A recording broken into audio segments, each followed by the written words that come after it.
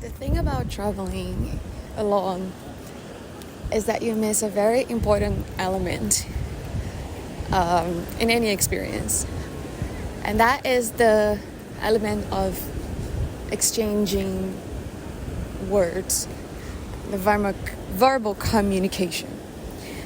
At the same time, cutting off verbal communication in your trips can allow you to expand your point of view, and you get to see maybe more than as opposed to when you are exchanging words and using verbal communication.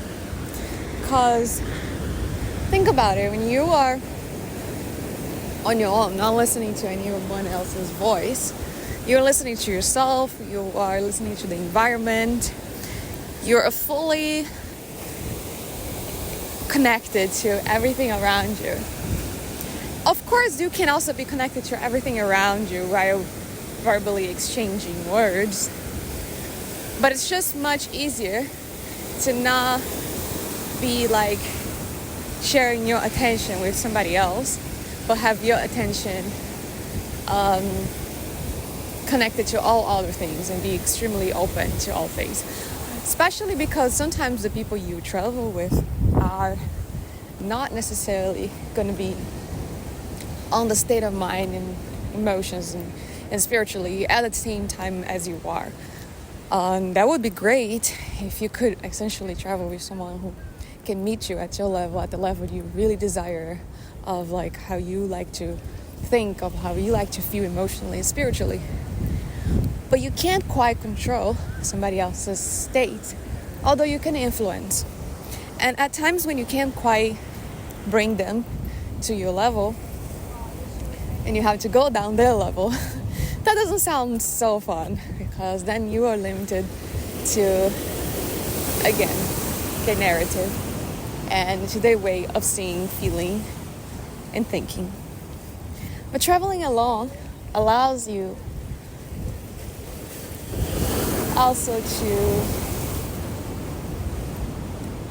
enjoy your own company, to enjoy what it's like to be in your own skin in the presence of no one but your own.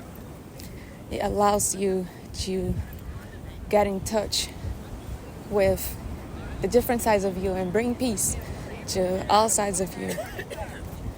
It also allows you I could go on and on, but I'm just going to close with one more thing, if I may.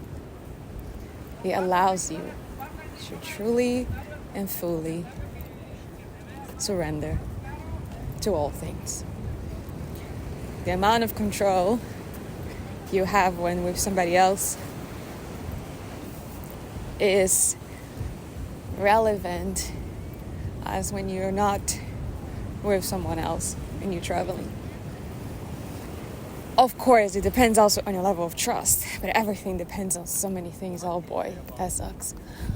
But what I'm saying is,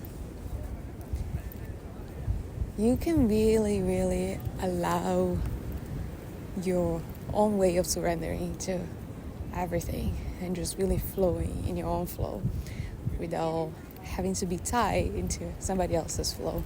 What I mean is, we all have a journey, we all have a path, we all have our own flow. And maybe A has a different flow than B. And when you merge with A, your flow and their flow combined. And when you flow with B, the same thing happens.